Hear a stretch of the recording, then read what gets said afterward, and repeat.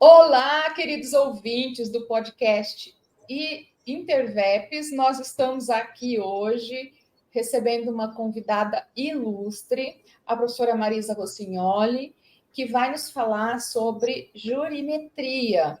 E lembrando que vocês podem participar dos encontros do Interveps, né, das monitorias.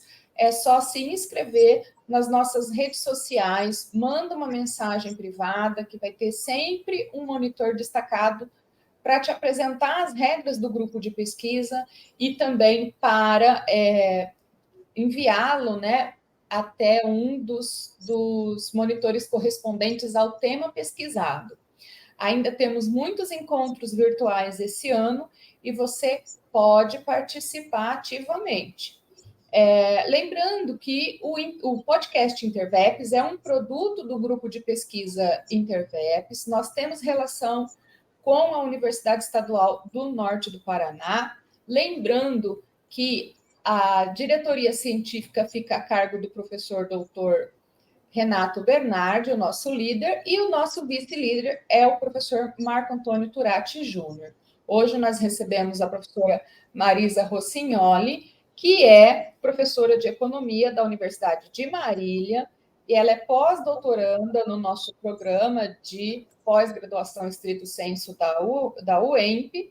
Ela é delegada municipal do Conselho Regional de Economia de São Paulo para o município de Marília, coordenadora da Câmara Técnica de Gestão Pública e Desenvolvimento Econômico do CODEM, o Conselho de Desenvolvimento Estratégico de Marília. Então, nossa alegria hoje de recebê-la, a professora Marisa, é imensa, ainda mais uma professora tão experiente, né, e com um currículo tão vasto quanto o seu. Seja muito bem-vinda. Obrigada, eu que agradeço o convite para poder falar aquilo que já discutimos no grupo, mas para que a gente possa conversar um pouco aqui. Como a nossa intenção é sempre fomentar a pesquisa, professora Marisa, e a gente sabe que nem todos os cursos jurídicos se debruçam com tanta minúcia, né, sobre o tema da jurimetria. Então, para os pesquisadores mais inexperientes, para os jovens pesquisadores que estão nos ouvindo, eu queria que a professora trouxesse um pouco dos conceitos que têm relação com a jurimetria, né? E qual que é a importância desse conceito de jurimetria para o direito hoje? Quando eu estudei, professora Marisa, ninguém nunca falou de jurimetria. Eu estudei muito tempo atrás, né? Então, para muita gente, o contato com a jurimetria está se dando hoje. Então, eu queria trabalhar com a professora esses conceitos iniciais, se fosse possível. Perfeito. Eu diria que até antes da jurimetria nasce a análise econômica do direito, vamos falar um pouco sobre isso, para depois a gente falar da jurimetria. Então, tradicionalmente, nos cursos de direito, a gente sempre estudou e continua estudando a economia política, né? As transformações da sociedade atreladas aí às transformações econômicas e do próprio pensamento econômico. Mas aí, a partir mais ou menos dos anos 90, aqui para nós no Brasil, nós começamos a discutir a análise econômica do direito, que nada mais é do que a microeconomia aplicada ao direito. Então, aquela visão que a microeconomia carrega de racionalidade dos agentes econômicos, de uma análise mais quantitativa, a gente traz isso para a análise econômica do direito, procurando justamente uma análise de eficiência econômica em tudo aquilo que é decidido e normatizado pelo direito. A jurimetria, ela surge dentro disso como uma estatística aplicada ao direito. Quer dizer, a jurimetria nada mais é do que a aplicação da estatística e o uso da estatística, o uso dos dados estatísticos, daquilo que a gente pode tirar dos relatórios, dos números, para que o direito incorpore e isso dê força tanto em eventuais mudanças de legislação, como na própria tomada de decisões né? Seja no judiciário, seja em outras áreas aí do direito, porque isso me alimenta de dados para que eu possa realmente verificar se eu estou tomando a decisão mais eficiente em termos econômicos. Claro que lembrando que não é só uma avaliação quantitativa que a gente faz, mas a jurimetria permite eu olhar com mais cuidado para esses dados, para esses números.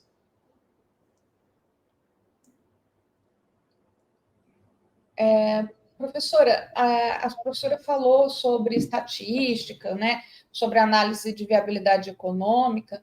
Então, hoje no Brasil, nós temos um judiciário, né, muito preocupado também com o impacto financeiro das decisões que são tomadas, especialmente nas cortes superiores, né, com relação aos orçamentos, né, dos estados, dos municípios e da própria União, que essas decisões podem impactar. Então, como é que a senhora vê essa relação aplicada nas questões, quando o judiciário se vê, por exemplo, compelido a julgar sobre benefícios assistenciais, sobre a questão dos medicamentos, né? Não somente, eu sei que a professora trouxe uma aplicabilidade, nós vamos falar dela adiante, na questão das decisões do CAD, né? Mas eu queria que a senhora comentasse um pouco sobre a questão quando o Estado se vê obrigado, né, a obedecer decisões judiciais que foram tomadas com relação a prestações mesmo pecuniárias, né, seja na saúde, na assistência social, até mesmo na previdência. Como é que a jurimetria se aplicaria nesse caso? Eu vejo como uma área muito delicada para a gente tratar disso, justamente porque eu entendo que não é só o econômico que nós estamos analisando. Inclusive, uma discussão que a gente faz muito é se a análise econômica do direito e políticas públicas, né? E dentro dessa análise econômica, a jurimetria, se isso pode, de fato, ser usado conjuntamente.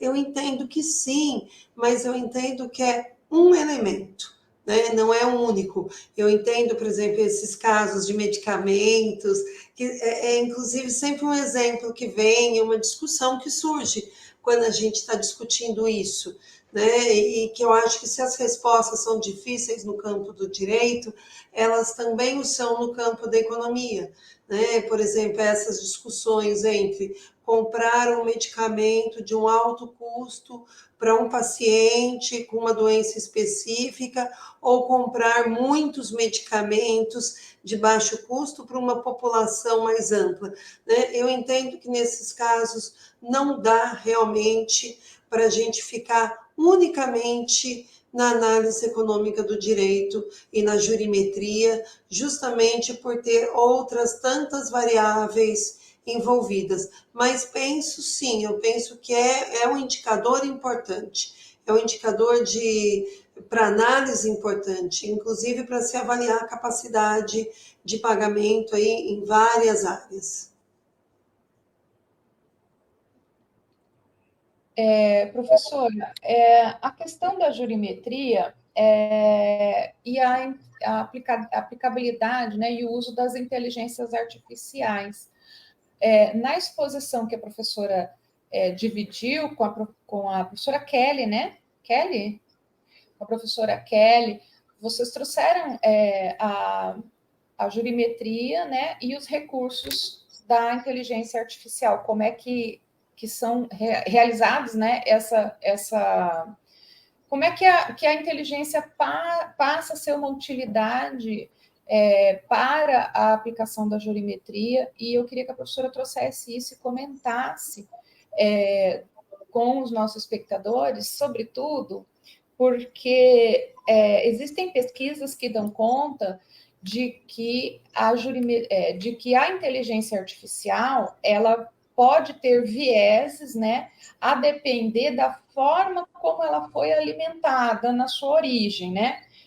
Então, como não há muito isso não é muito aberto, né? Então, por exemplo, a inteligência artificial de reconhecimento facial.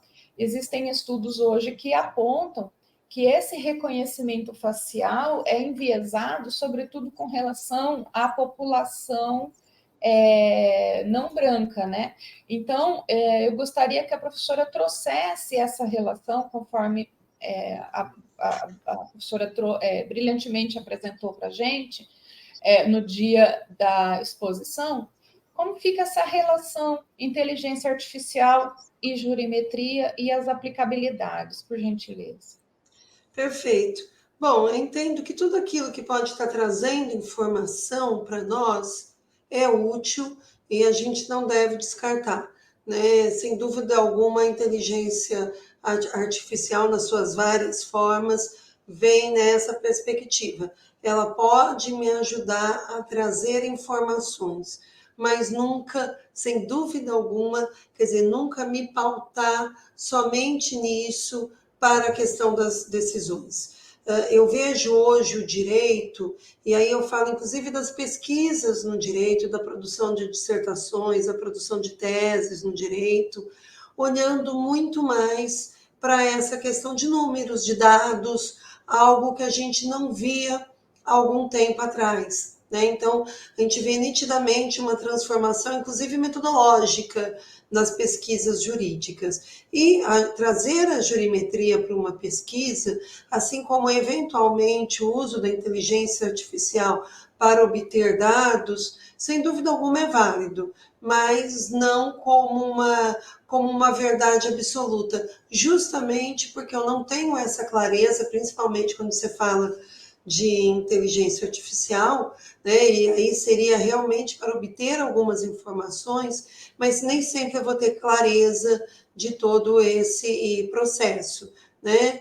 E, apesar de estar falando de jurimetria, de análise econômica do direito, eu particularmente, que venho de uma formação da economia política, eu entendo que, sem dúvida alguma, são instrumentos, são áreas novas que nós temos agregado ao direito, mas elas não podem virar maiores do que o mérito daquilo que você está discutindo, do que os fatores humanos e sociais, de forma alguma. Inclusive, quando a gente falava do estudo da jurimetria no curso do direito, eu penso que é um passo extremamente interessante aí nas matrizes curriculares do direito, mas que só é válido justamente se a gente conseguir fazer essa aplicabilidade, né? Não é válido, por exemplo, para o estudante do direito ter uma disciplina de estatística, vamos chamar assim, nos moldes formais,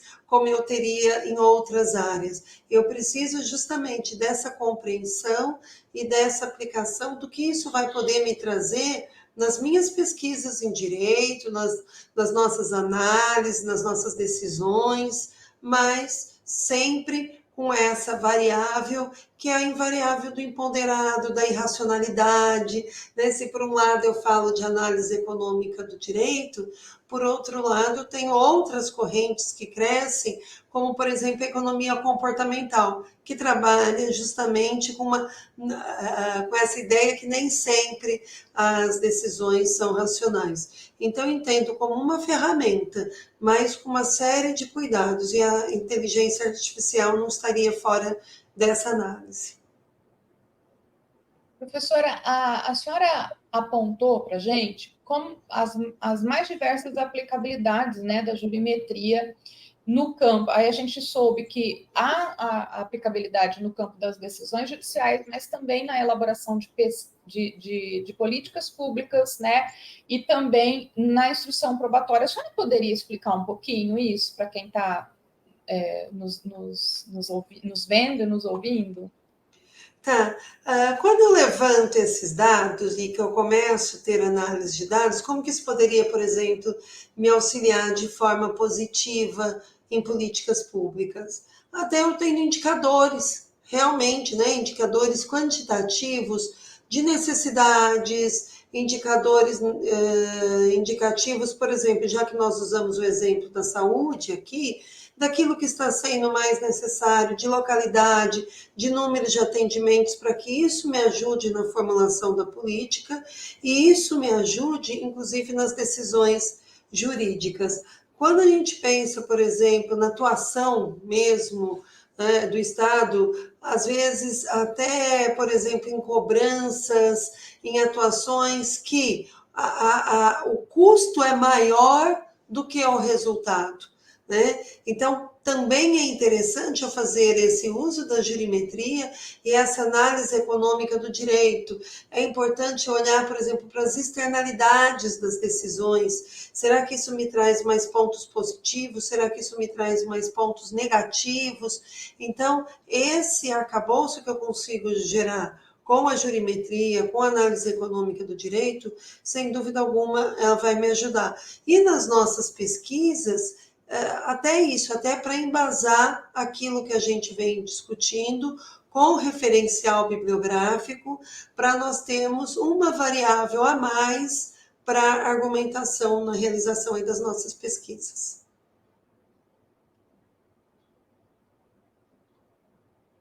Professora, e agora finalmente eu queria que a professora indicasse, né, para as pessoas que estão nos acompanhando e gostariam de se aprofundar nesse estudo, produzir artigos sobre a jurimetria, né, que se a senhora tem alguma indicação de obra jurídica ou artigo ou qualquer coisa nesse sentido para que os pesquisadores possam elaborar, né, os estudos iniciais. Perfeito. Eu, como primeira leitura em análise econômica do direito, eu indicaria um livro que é um livro relativamente simples, mas muito interessante para a pessoa entrar nisso, que é o que é a análise econômica do direito, uma introdução do Vinícius Klein. Né? Ele é coordenador dessa obra, que tem vários capítulos, várias discussões.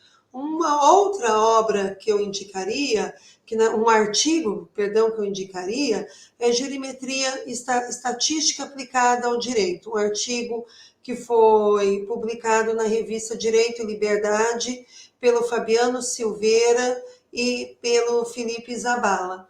E uma leitura clássica, que eu chamo de clássica, porque eu acho que foi uma das primeiras obras que no início ali dos anos 90 começou de fato a fazer essa discussão, é o livro Direito e Economia, Análise Econômica do Direito e das Organizações.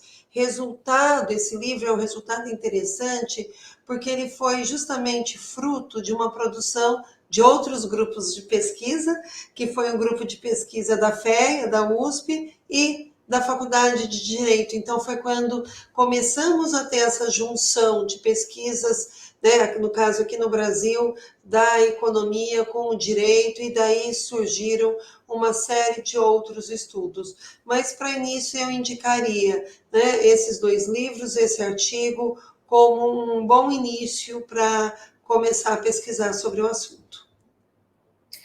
Professora, me passou agora uma coisa pela cabeça, que quando o STJ se debruçou, né, havia um benefício previdenciário que no regime dos servidores públicos ele é comumente aplicado, que é o acréscimo de 25% para os benefícios por incapacidade em casos de superinvalidez. O que seria a grande invalidez ou a superinvalidez? Aquelas pessoas acamadas que necessitam do cuidado de terceiros. Então, aí o poder público acresce 25% nos benefícios para os servidores. No regime geral, que é aquele que vincula a maioria dos trabalhadores da iniciativa privada e também os empregados públicos, não havia previsão desse benefício. Então, foi criada essa tese durante muitos anos, essa tese encontrou guarida nas decisões judiciais, e o STJ chegou a consolidar esse entendimento de que esse adicional de superinvalidez deveria ser pago a todos os demais benefícios, não somente aos benefícios por incapacidade, mas às outras demais aposentadorias, quando esse segurado se visse nessa condição de superinvalidez.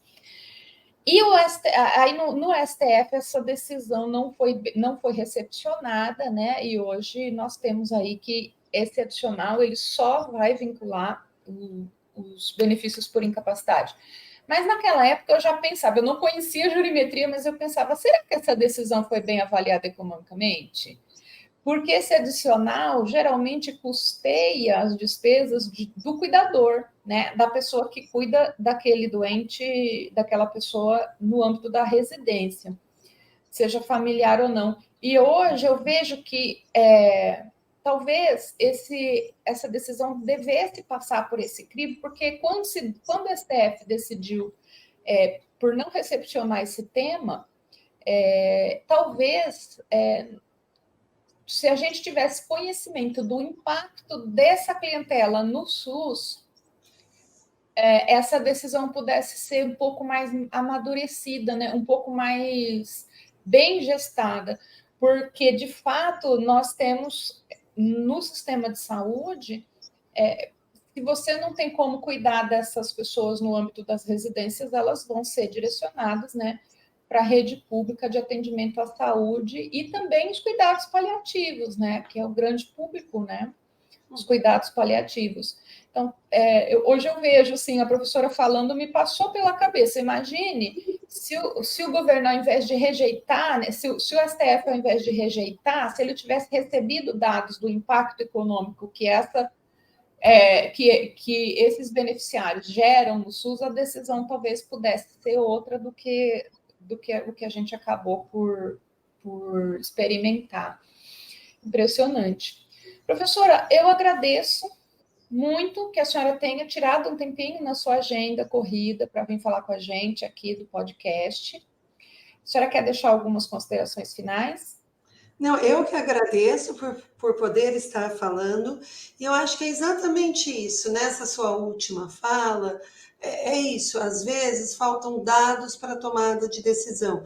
Por exemplo, quando a gente pega a área da saúde, e aí usando esse exemplo, é exatamente isso. Então, por exemplo, hoje a gente já tem dados produzidos para saber e para ter políticas públicas, né, de saúde familiar, justamente para evitar que esse paciente chegue até a uma internação, chegue até. Então, realmente, a essência da análise econômica e da jurimetria é essa, é que a gente possa olhar para os dados para tentar tomar a melhor decisão, olhando esse conjunto todo e não esquecendo nunca, sem dúvida alguma, que nós estamos lidando com pessoas. Então, não é também só simplesmente análise financeira, mas em muitos casos, como nesse exemplo, a gente verifica o quê? Que talvez um estudo mais aprofundado fizesse eu perceber que aquele que parece um gasto maior num primeiro momento,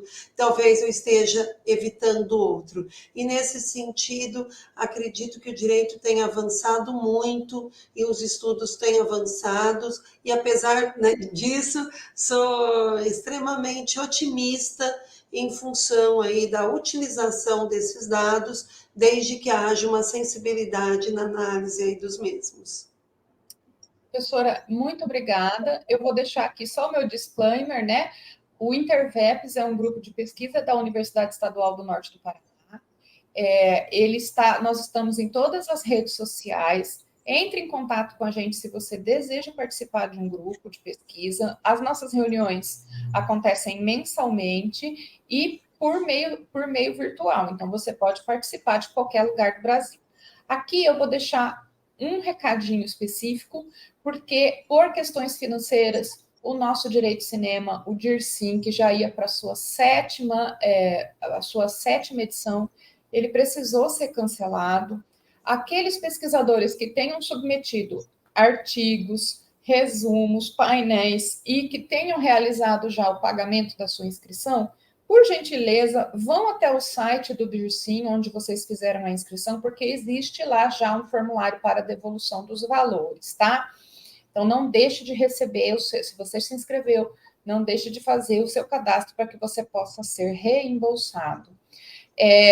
O Interveps é um grupo de pesquisa que é liderado pelo professor doutor Renato Bernardi, ele é vice-liderado pelo professor Marco Antônio Turati Júnior, eu, Heloísa Pancotti, sou a sua apresentadora hoje, e a edição técnica fica a cargo da MR Comunicações.